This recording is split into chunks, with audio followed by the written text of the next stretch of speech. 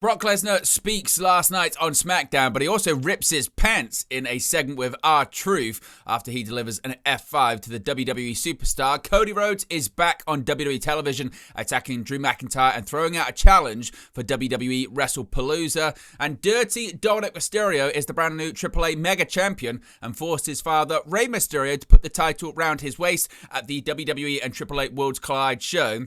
Plus, we've got more details on Saudi Arabia paying WWE a, quote, mind-blowing amount of money for WrestleMania 43 in Saudi, plus more reaction to that with chants of "you sold out" at the Worlds Collide show when a video package was shown. All this and more in this news update.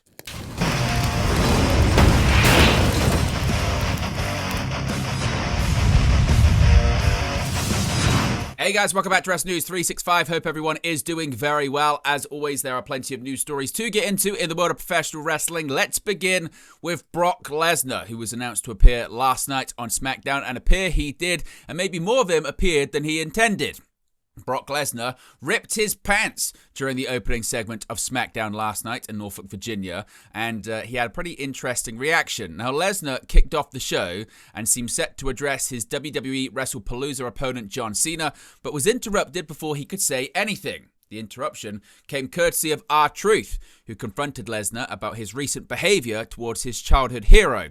Truth referred to himself as Ron Cena and played up the idea that Cena is his older brother and childhood hero. Lesnar seemed like he was playing along with the jokes, but quickly flipped the switch and hit Truth with an F5. However, in the process of doing so, Lesnar ripped his pants. He immediately realized this and decided to laugh and squat towards the camera to reveal his blue underwear. He then walked back up the ramp, still laughing, and proclaimed to cameraman Stu, quote, "F it, Stu, I ripped my pants." Of course, Brock Lesnar versus John Cena is set to main event WWE WrestlePalooza's premium live event on ESPN that taking place next Saturday, a week today, September 20th. Of course, we will be live with a watch-along and a post-show for that event, as well as AEW All Out. Earlier on in the day, we'll be live with a watch-along and a post-show for that. When it comes to WrestlePalooza, as I mentioned, it's going to be airing on ESPN. It's going to be the first WWE PLE to air on ESPN after they moved over from Peacock. If you don't wish to pay extra money and get the ESPN streaming service, you can watch actually WrestlePalooza as part of your Netflix subscription. All you have to do is get a VPN like NordVPN. You can use our link right there, scan the QR code, or click the link in the video description. It's pinned in the comment section as well. You can subscribe. You can change your location to here in the UK or other international territories around the world, and you can get WWE PLEs in addition to Raw, SmackDown, NXT, select archive footage, NXT PLEs, all part of your Netflix subscription. So get NordVPN. It's a way to save yourself some money and also support the channel in the process. Your support is really appreciated. Now, Cody Rhodes, he's back on WWE television. It was expected that the WWE Champion would be back after Triple H revealed earlier this week he was going to be at WrestlePalooza, and the American Nightmare wants McIntyre at the upcoming PLE. The main event of last night's Friday Night SmackDown saw Randy Orton compete against Drew McIntyre in a singles match. The back end of the bout featured Orton lining McIntyre up for a punt kick, but the referee stepped in front of Orton and prevented him from doing so. It gave McIntyre enough time to recover, and he ended up shoving Orton near the referee. When Orton turned around, he was hit with a Claymore kick, and that put him down for the 3 count. Post-match, McIntyre went after Orton and brought him near the commentary desk. He was about to kick Orton's head through the bottom of the desk like he did to Cody Rhodes in early August. Before McIntyre could do so, it was the undisputed WWE Champion Cody Rhodes making his return and fighting McIntyre off. Rhodes then grabbed a microphone and stated he would see McIntyre at WWE's WrestlePalooza Premium Live event on September 20th. Of course, Rhodes had been away filming the live-action Street Fighter movie, and he's playing the role of Guile. Of course, the WWE Championship will be on the line in this match between Rhodes and McIntyre at WrestlePalooza. We had the brand new AAA Mega Champion in the form of Dirty Dominic Mysterio. Headlining WWE and AAA Worlds Collide was the AAA Mega Championship match between Dominic Mysterio and champion El Hijo del Vikingo. As the bout was ongoing, there was involvement from the Judgment Day's Finn Balor and JD McDonough. Dragon Lee came down to offset them when Balor and McDonough ganged up on Lee. Rey Mysterio came to save him and fought the Judgment Day off. Back in the ring, Vikingo hit a 630 splash on Dominic, and as he was pinning him, El Grande Americano pulled the referee out of the ring. Dominic gathered himself and went up for a frog splash and pin, but a new referee had to run to the ring and only got a 2 count. Later in the bout, Vikingo tried to pull El Grande's mask off, but El Grande slipped an object to Dominic.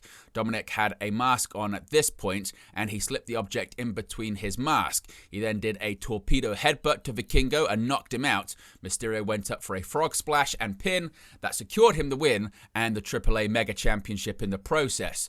Rey Mysterio showed up afterward because before the bout, Dominic stated that when he won, he wanted his father to put the title around his waist.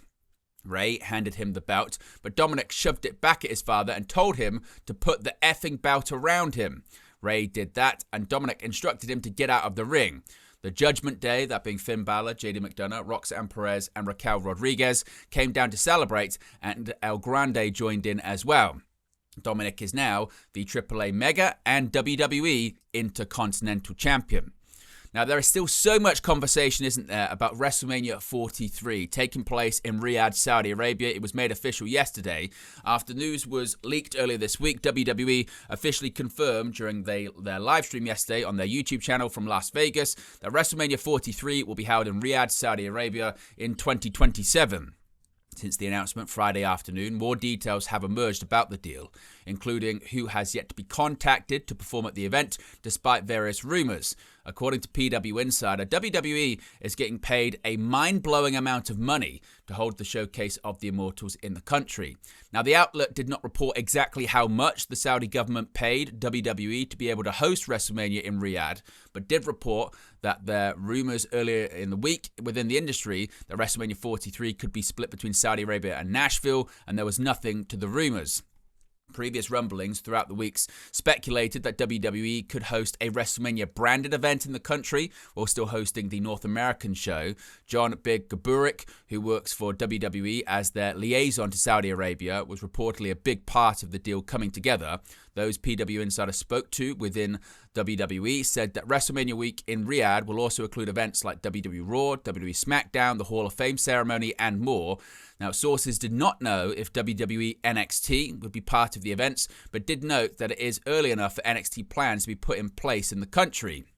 PW Insider confirmed what Fightful Select had also reported that no local media members or anyone from the public were allowed into the announcement. According to the outlet, the talent seen on stage were brought in specifically for the announcement, and some are not sticking around for the WWE and AAA Worlds Collide event in Las Vegas on Friday night. They were only there for the announcement. Now, the reaction has been pretty mixed, if we're putting it lightly, and the announcement was had a bit of a negative reaction at Worlds Collide. Now, the announcement, as I mentioned, was made at a press conference that featured no press or fans in Las Vegas ahead of WWE and AAA Worlds Collide Las Vegas.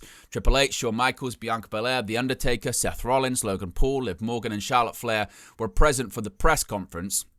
When a video package highlighting WrestleMania 43 coming to Saudi Arabia aired during Worlds Collide, fans could be heard booing and chanting, "You sold out." Now, TKO as a whole is in Las Vegas, not only for Worlds Collide, but for Canelo Alvarez versus Terence Crawford, which is being presented by Zuffa Boxing and Turki Al-Sheikh's Ring Magazine. So certainly a negative reaction to the announcement of WrestleMania coming to Riyadh. We did also get an official date for the Royal Rumble. People forget that, of course, the Royal Rumble is taking place in Saudi Arabia next year. WWE revealed the date for WWE Royal Rumble 2026, announcing that the event will take place on Saturday, January 31st. The event will emanate from Saudi Arabia. This will be the first Royal Rumble event to take place outside of North America. The winners of the men's and women's Royal Rumble matches, of course, earn a title shot at WrestleMania. The date was confirmed during the aforementioned WrestleMania 43 press conference.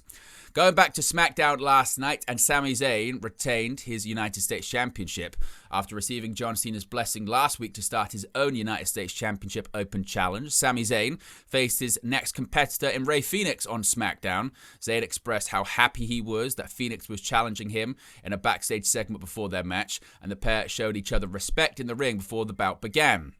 The pair had a fast-paced match with plenty of near falls.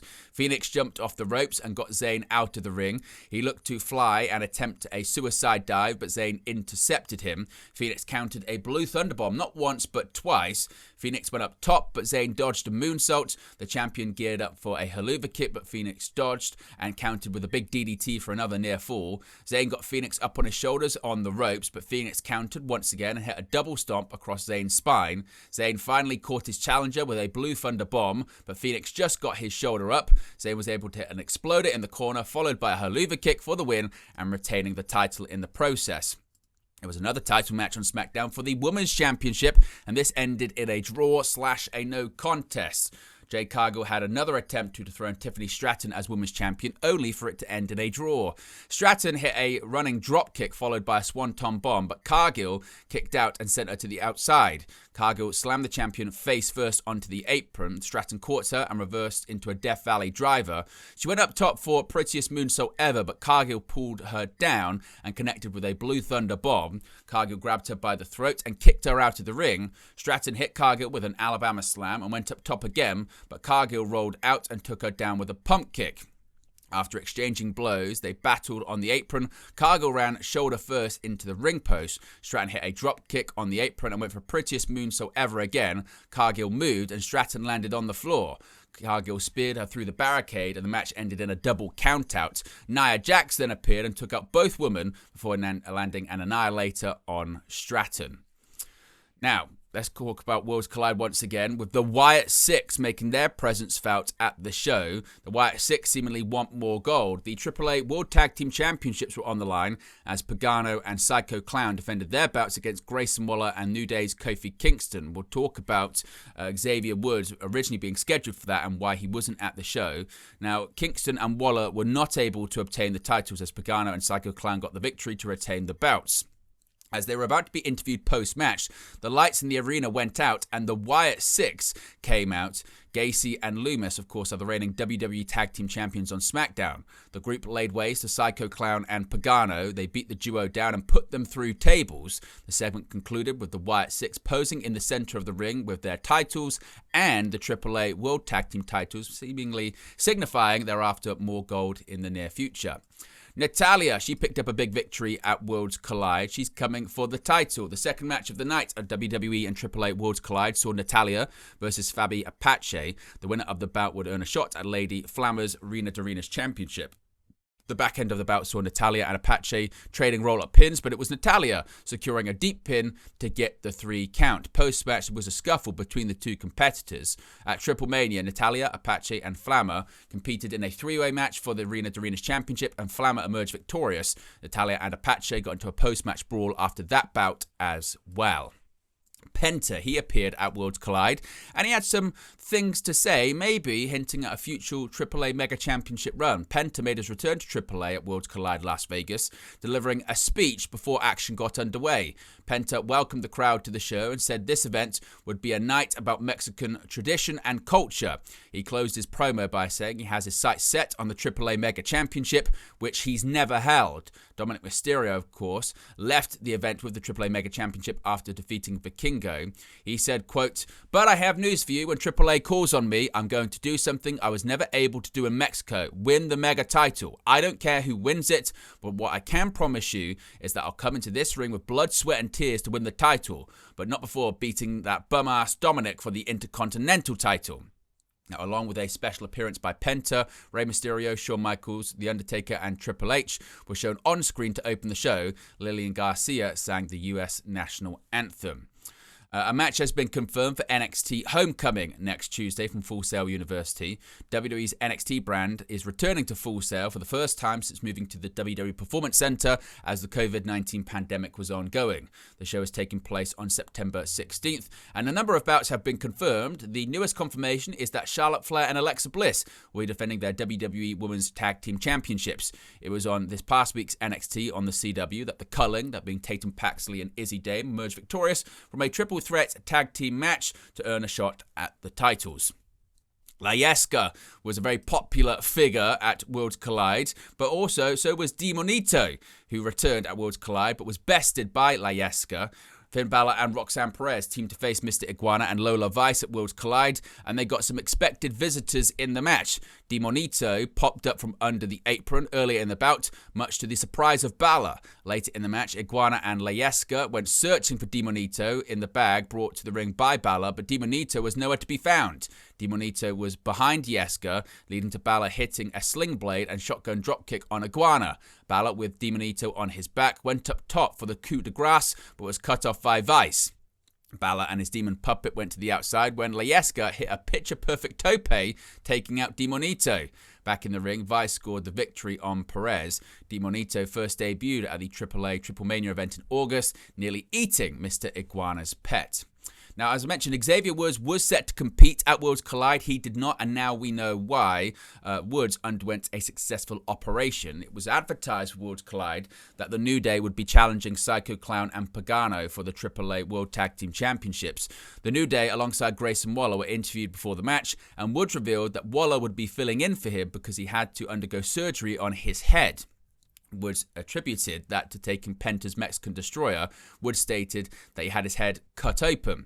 After Waller and Kingston failed to capture the titles, Woods took to X and revealed that he actually had undergone surgery. He had a lump on the back of his head and stated that he had lymphoma carved out. After Kingston and Waller lost the tag title match, as I mentioned, the Wyatt Six showed up and attacked Pagano and Psycho Clown. Look at this. WWE is actually selling Frosted Yeets cereal. Yes, this is a real thing. Frosted Yeets can be part of your balanced breakfast courtesy of a 2-pack offer from WWE Shop.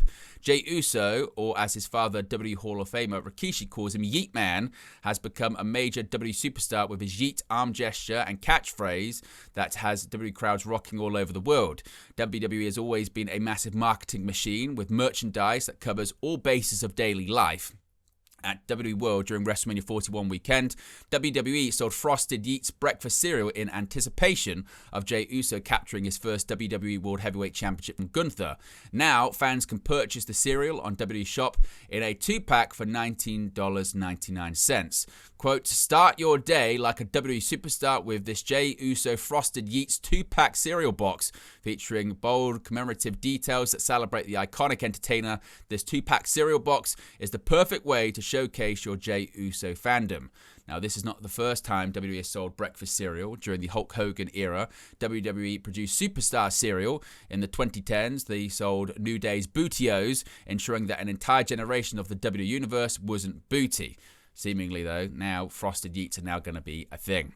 And finally, if you watched SmackDown last night, you would have seen a different commentary team. Vic Joseph and Booker T were on the call. The September 12th edition of Friday Night SmackDown emanated from the Scope Arena in Norfolk, Virginia. Taking on commentary duties for the show were NXT's Vic Joseph and Booker T. On the previous episode of Friday Night SmackDown, Michael Cole and Corey Graves called the action, and Cole stated they would be the commentary duo on SmackDown for the foreseeable future. On the Monday Night Raw side, it's Joe Tessitore and Wade Barrett. Of course, Barrett off for a little while because of personal reasons. He will be back soon. It was Corey Graves filling in on the call Monday. Joseph and Booker T were on the call this past Tuesday's edition of NXT on the CW. They've been calling the action together on NXT for several years. But there you go, guys. The latest pro wrestling news for you. Be sure to smash a like on the like button. Be sure to subscribe bottom right-hand corner. As always, let me know your thoughts in the comment section below, and I'll speak to you again very, very soon. Hey guys, thank you for watching, listening, streaming, or however you come across this video today. Be sure to click on the video on the right there to watch our next video, or click the bottom there to subscribe, or the bottom right hand corner. Thank you very much, and I'll speak again very soon.